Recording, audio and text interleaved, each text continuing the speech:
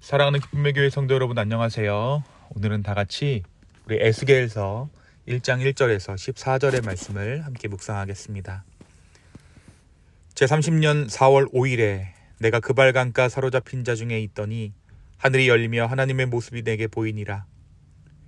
여호야긴 왕이 사로잡힌 지 5년 그달 5일이라. 갈대아 땅 그발강가에서 여호와의 말씀이 부시의 아들 제사장 나에셀에게 특별히 임하고 여호와의 권능이 내 위에 있으니라. 내가 보니 북방에서부터 폭풍과 큰 구름이 오는데 그 속에서 불이 번쩍번쩍하여 그 사면으로 광채가 나며 그 불 가운데 단쇠 같은 것이 나타나 보이고 그 속에서 네 생물의 형상이 나타나는데 그들의 모양이 이러하니 사람의 형상이라. 각각 네 얼굴과 네 날개가 있고 그들의 다리는 곧고 그들의 발바닥은 송아지 발바닥 같고 마광한 구리같이 빛나며 그들의 사면 날개 밑에는 각각 사람의 손이 있더라.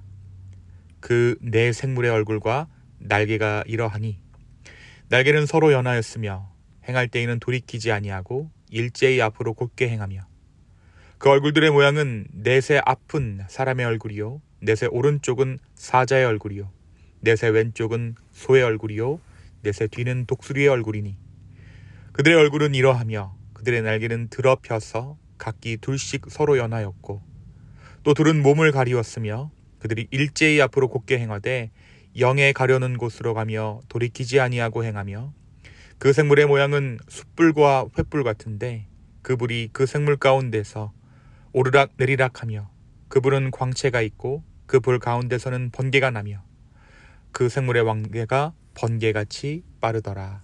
아멘. 오늘부터 우리는 에스겔서를 함께 아침마다 묵상하겠습니다.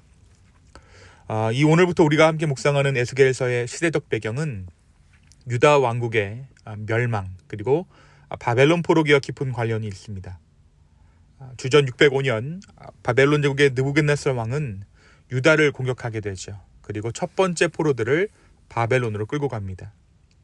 그 이후 주전 597년 두 번째 침공이 있었고 이때 유다의 왕 여호야긴과 많은 귀족들 그리고 장인들이 포로로 잡혀가게 됩니다. 에스겔도 이 시기에 바벨론으로 끌려가게 됩니다. 그 후 10년이 지나고 나서 바벨론은 예루살렘을 완전히 파괴하고 성전까지도 불태웁니다. 그리고 남은 백성들 대부분을 포로로 잡아갔습니다. 당연히 이 시기는 유다 백성들에게 극도의 혼란과 절망의 시기였습니다. 그들은 자신들의 나라를 잃었을 뿐만 아니라 하나님이 영원히 거하시리라 믿었던 성전도 파괴되었던 것이죠. 당연히 많은 사람들이 하나님께서 자신들을 버리셨다라고 생각했고 일부는 바벨론의 신들이 더 강하다라고 여기기도 했습니다. 이런 위기의 시대에 하나님의 말씀이 에스겔에게 임하게 됩니다. 에스겔은 제사장의 아들로 태어났습니다. 에스겔이 30세 되던 해에 그러니까 주전 593년경에 하나님께서는 그를 선지자로 부르셨습니다. 이는 유다 왕국의 마지막 왕인 여호야긴이 바벨론의 포로로 잡혀온 지 5년째 되는 해였으며 예루살렘 멸망을 약 5년 앞둔 시점이었습니다.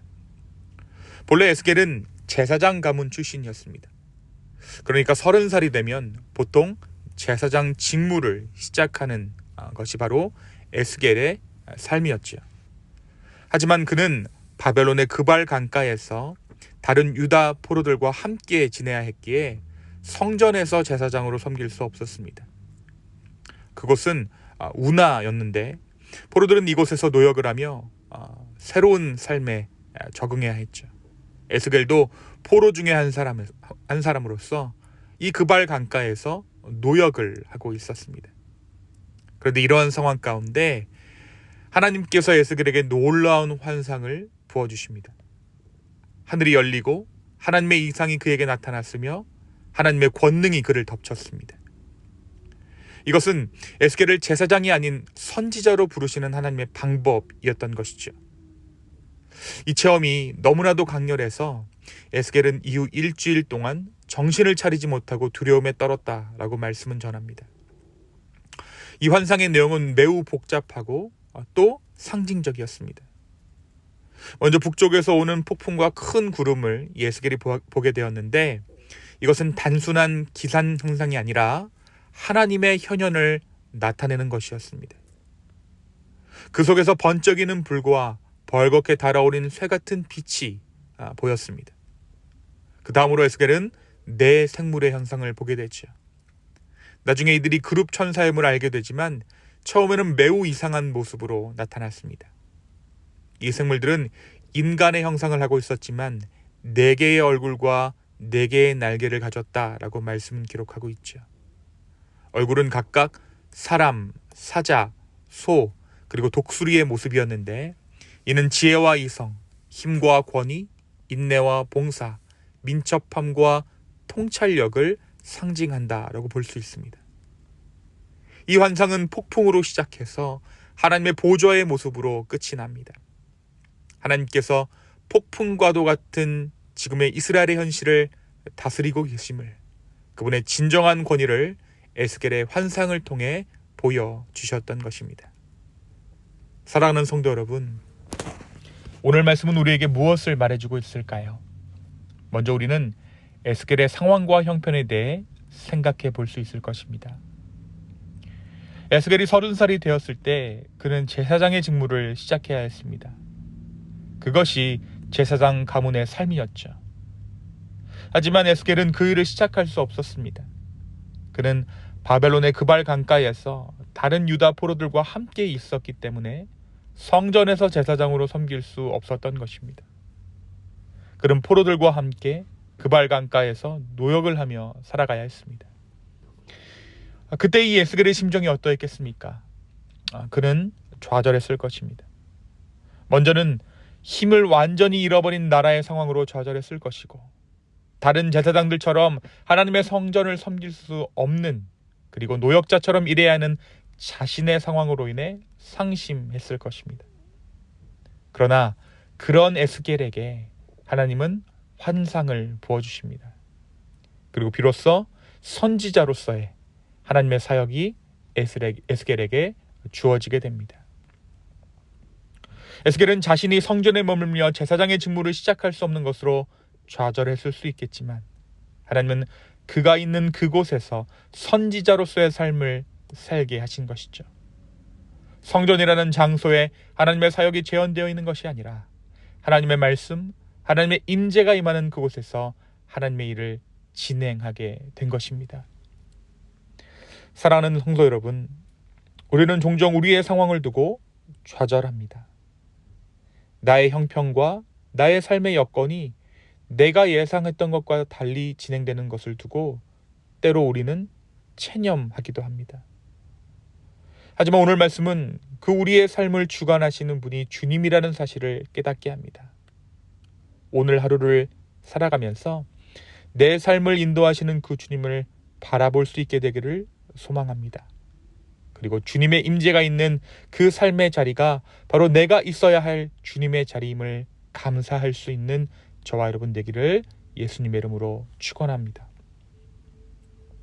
또한 에스겔의 환상을 통해 우리는 하나님의 전능하심을 깨닫습니다. 오늘 에스겔이 본 환상은 한 생물의 모습을 하고 있습니다. 특별히 그들의 네 얼굴, 사람, 사자, 소, 독수리, 이 네 얼굴은 하나님의 전능하심을 상징하고 있죠. 이것은 하나님께서 모든 창조물 위에 계시며 모든 영역을 다스리신다는 것을 의미합니다. 그들이 포로되었고 나라적으로 힘든 상황 가운데 있지만 하나님께서 여전히 모든 상황을 다스리고 계신다는 것을 환상 가운데 보이셨던 것입니다. 사랑하는 성도 여러분, 우리가 직면한 어떠한 상황도 하나님의 통제 밖에 있지 않다는 사실을 우리는 기억해야 합니다. 우리가 살아가는 이 세상, 어지럽고 어떻게 진행될지 모르는 한치 앞을 내다볼 수 없는 이 현재의 세태도 우리 주님께서 다스리고 계십니다. 오늘 하루의 삶을 우리 주님께 맡겨야 하는 이유입니다. 오늘 하루의 삶을 이 전능하신 주님께 맡길 수 있는 저와 여러분 되기를 소망합니다. 그리고 그 주님의 주권 아래에서 진정한 평안함을 누릴 수 있는 우리 모두 되기를 예수님의 이름으로 축원합니다. 이 시간 함께 기도하시겠습니다. 주님이 에스겔의 삶을 통해 그리고 그에게 부어주신 환상을 통해 주님의 전능하심을 우리의 삶 가운데 말씀해 주시니 참으로 감사합니다. 아버지, 오늘 이 하루의 삶을 주님께 맡깁니다. 주님, 내 삶을 주관하여 주십시오. 또한 나날이 어지러워가는 이 세상을 주님께서 여전히 다스리고 계심에 감사합니다. 주님, 이 땅을 긍휼히 여겨 주십시오. 주님, 우리를 불쌍히 여겨 주시옵소서. 주님, 또한 우리의 삶 가운데 하나님께서 주시는 평안이 온전히 임하기를 소망합니다. 주여, 주의 평안을 우리의 삶 가운데 허락하여 주시옵소서. 감사합니다. 이 모든 말씀 예수님의 이름으로 기도하였습니다. 아멘.